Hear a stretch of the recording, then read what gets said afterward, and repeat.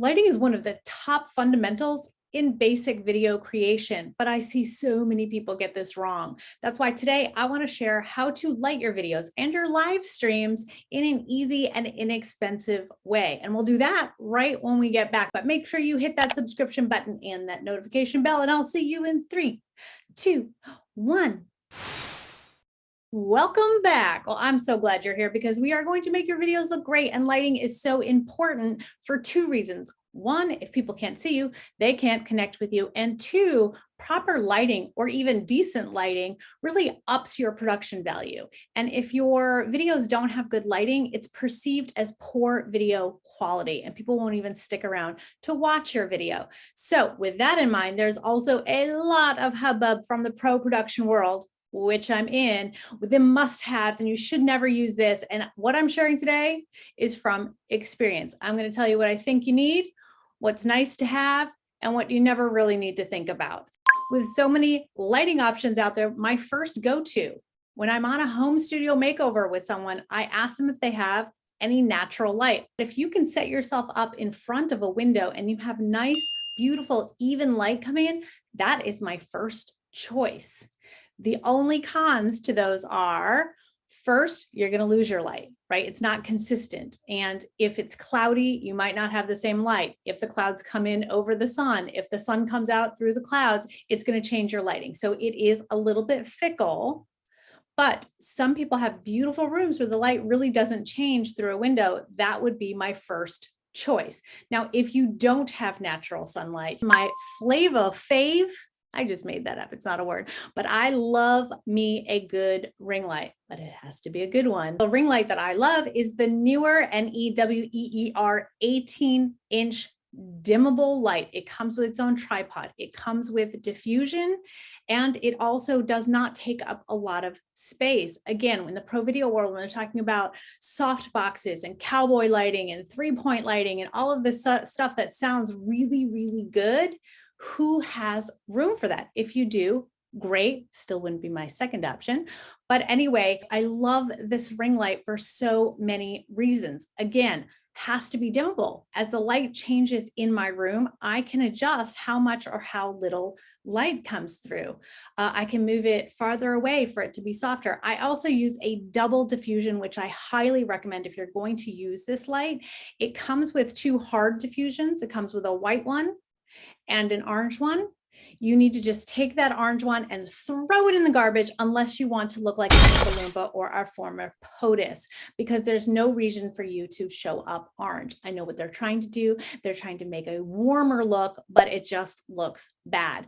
So what I like to do is put the hard diffusion on, and then I put a soft diffusion over it. Now, anything I mentioned today is going to be in the description with links so that you can easily find it. It's not that expensive. It's easy to mess around. And yes, I know that people don't like ring lights because of the rings in your eyes. I don't have any rings in my eyes. How does she do that? Well, let's talk about my tips and tricks if you wear glasses or if you don't want to have those rings in your eyes, right? One of my tips is if you wear glasses, you have to play around. You have to move your ring light. It can't be directly in front of you. Why? Because you're going to get the rings in your glasses, right? With sound effects. So what I do is you can move it to the left or to the right, and then you have to raise it a little bit and angle it. You have to play with your lighting. The most important thing in your lighting, if there's nothing you take away from this other than light the subject, that's you. Right? So make sure that you're well lit. And then we'll talk about the nice to haves about getting a little splash light on the rest of it. So I want to make sure that you're well lit without a bunch of rings in your eyes or in your glasses. So I use that one trick of moving around. The other trick I use, which a student of mine, she said her husband did this for her. She had the ring light and a white ceiling. And what she essentially did is she uses her ring light, which is what I'm doing, as a bounce. Now, bounce simply means you are using something to bounce the light off of. So first of all, it diffuses it so it's a little bit lighter and you don't get those ridiculous rings in your eyes. Hello. So here's what we do. You angle it up to the ceiling. Now, this only works if your ceiling isn't ridiculously high and it's white or a very light color, because you need it to bounce that white light back on to you. Now, when I talk about lighting and white light and that type of thing, you may have heard about color temperature. Now, I come from the pro video world where I had a geeky guy named Nick, and he was my grip. That means a lighting guy. And he could go into all of the Kelvin scale and white light and yellow light and color temperatures. All you need to know is the cooler light, white or blue, warmer light, yellow. It doesn't really matter. It just matters of how you're adjusting your life, which is why I like the dimmable aspect of it, so that you're not blowing yourself out, or again, you look like an Oompa Loompa. Now, before we move on, I'd be remiss if I didn't mention filming outdoors, because that is lighting. And so many people want to film outdoors because it just seems great in its nature. My feelings are on the outdoors are, I would love to record outdoors if I can control the wind, the noise, the light, and the weather. So I don't do a whole lot of filming outdoors. But if you are in a very quiet place without a hubbub of activity behind you, just make sure that you are filming yourself at earlier or later parts of the day. What you don't want is to be filming yourself in the middle of the day when the sun is right above you, because that casts really horrible shadows underneath, and it's really hard to fix in post-production. So that's all I'm going to say. I love a good outdoor shot, or you can put yourself under the shade of a tree. Just make sure, again, you're not backlit where everything else is blown out and white and you're kind of in darkness. That also low production value. So just keep an eye on that and see if you have any great places outdoors. Now, if you really don't like a ring light, you're like, I don't want it. I hate it, Tracy. That's okay. There are other options. I'm going to put in the description what my friends over at Primal Video Accelerator. So if you have a YouTube channel, you should be following Justin and Mike Brown from Primal Video Accelerator, because they have tutorials on everything. They are a fan of LED light panels, and I like those too. I just started with a ring light and it works for me. So there's no reason to have anything else. Now, I do have an LED light panel. I don't need it in this room, but in my former space, the way I had the lighting set up and the yucky light that came in naturally, I had to kind of bounce a little bit of extra light on my face, which is called a fill light. So I used an LED panel for that.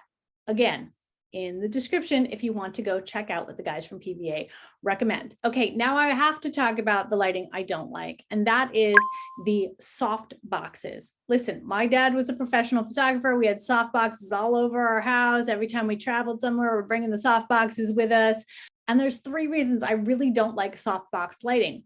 1, they take up a lot of room. B, they are not adjustable. Most of them are not dimmable. In fact, I'm not sure I've seen any that are dimmable. So you have to move them forward and backwards. And if you need a lot of light on you, here comes number 3. They are freaking hot. They get hot. And you know what I don't want to do? I don't want to look like a sweaty Betty when I have to make a video. You? Now, I know they're cheap, but you get what you pay for. So I think you should invest in a great ring light like the newer 18-inch or the LED panels like my friend Justin and Mike suggest.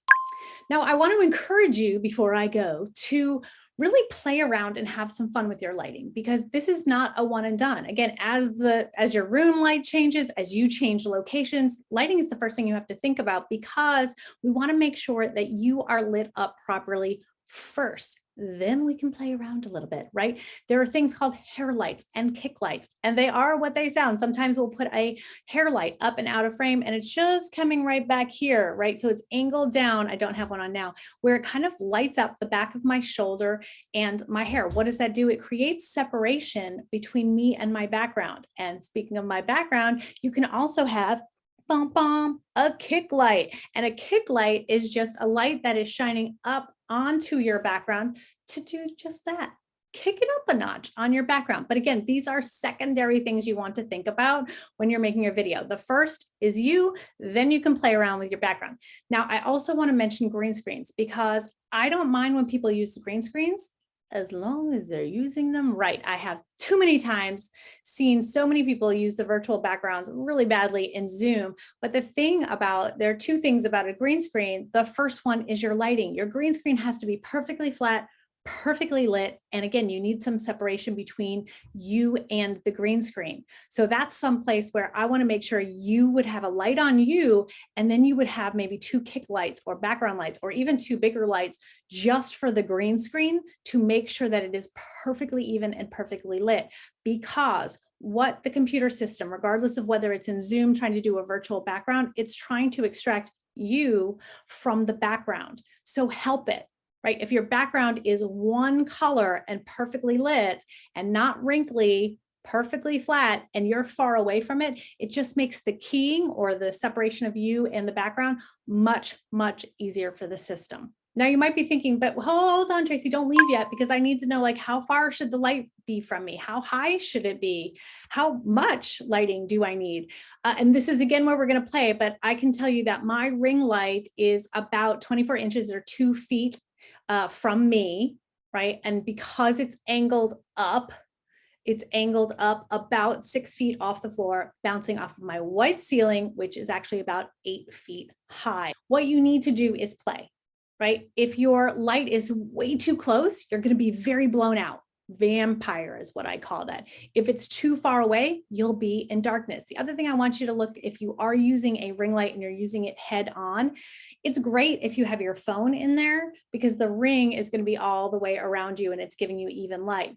I was using it with my computer. The computer was blocking the bottom half of it, and I was getting darkness here, which there are two things you can do. You can get a little fill light, a little LED panel to fill that in, or you can do what I did and you can angle it up to the ceiling using it as a bounce so that it is perfectly even light. Okay, I would love for you to post your questions here. I know that lighting can seem very confusing, but honestly, just do some tests to see what looks best. Post your tests in here. I'll help you out. And as always, make sure that you hit that subscribe button and that notification bell so that you can meet me right back here next week. Go ahead and hit that music, Amanda.